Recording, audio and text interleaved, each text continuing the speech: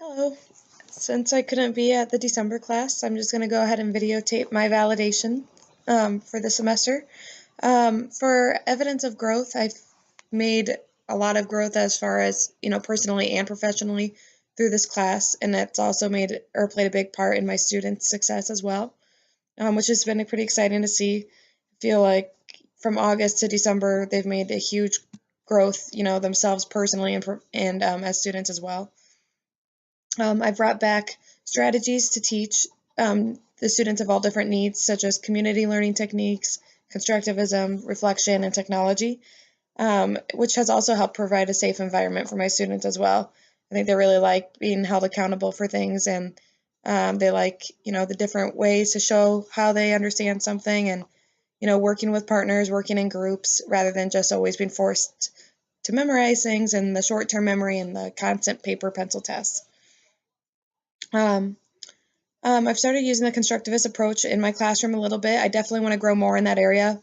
It was out of my comfort zone to start, just because I'm so used to learning the other way, where you memorize things and then take the test.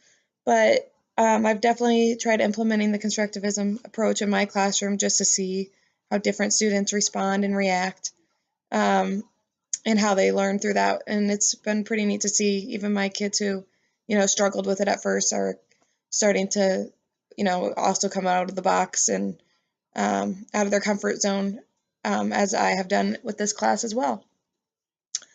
Um, and it's nice because I used to always teach, the way like I do, we do, then you do, and now I'll just kind of do more of like all right, I want to see what you can do first, then let's bring it back and go from there. It's allowed me to also be more flexible with my grading as well, rather than just grading off of one test. I've been looking for other ways and evidence of my students learning, which I feel like my students feel safer that way too, and not so nervous to fail.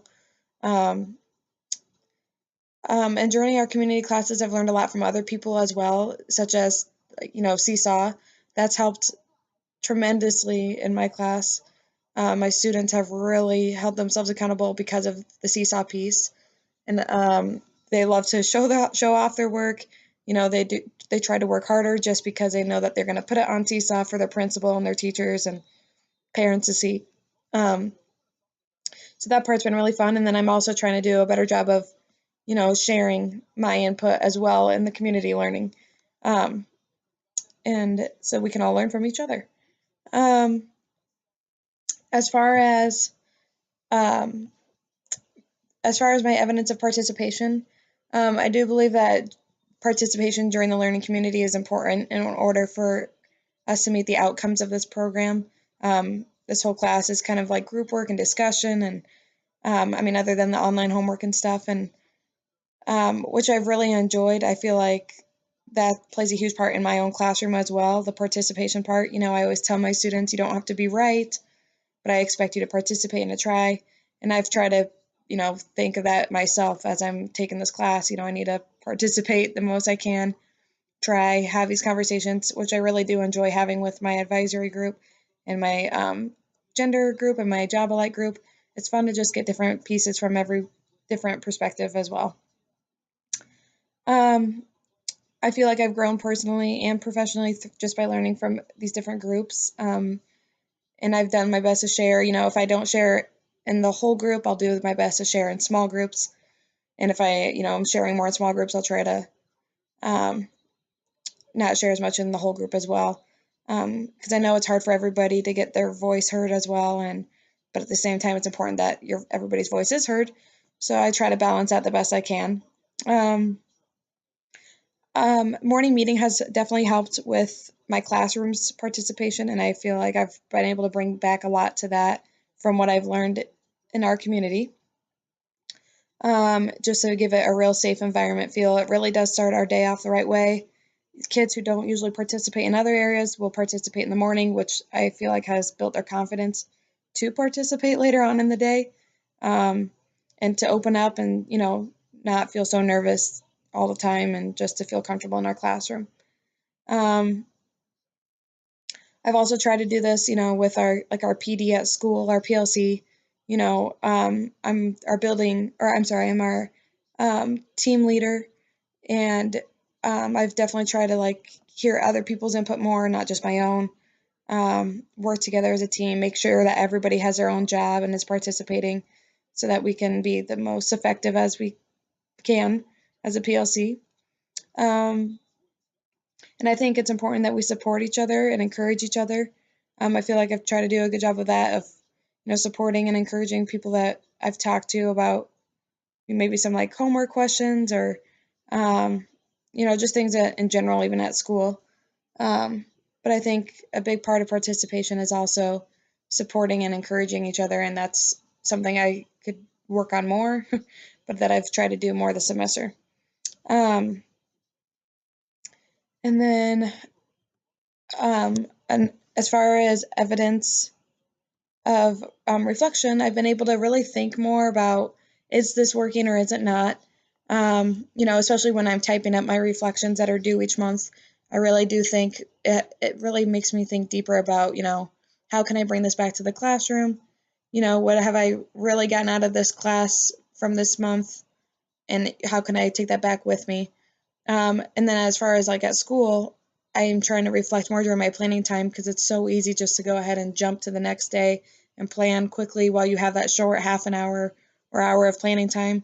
And I'm really trying to take mental notes or literally write down notes during a lesson that, is going well or isn't going well. And just take at least, 10 minutes to reflect on that during my planning time so that my teaching can be, more effective later on based off of those notes.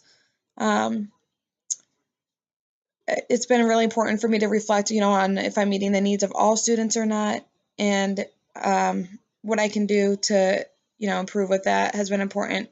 Sometimes I just look at like the overall average of my class and think, okay, if they're averaging 80%, it's okay to go ahead and move on. But I really, this year, have been trying to reflect more on like, what can I do to help my students that are falling behind? And like, what different approach can I do as far as, assessing them or teaching them. And I think that's played a big part from this class, is just reflecting and moving on from there. I've learned that the more active and engaged my students are, the more lifelong learning is happening. And I try to remember that while lesson planning so that the students are getting those experiences, rather than just those short-term experiences as well. And I try to bring back whatever I'm doing in my classroom to share with the community, and whatever I'm learning in my community to bring back to my classroom. And so far, I feel like the constructivism, the technology, the community learning, all of that has really played a big part. I definitely have more areas to grow for sure, as far as growth, reflection, participation. But I feel like in the 4 or 5 times that we have met, we have really come a long way as far as like our group opening up to each other and holding each other accountable, and taking it back to our classrooms, because I know just from hearing other people's experiences, they're doing that as well. And I think we have done a really nice job of that so far.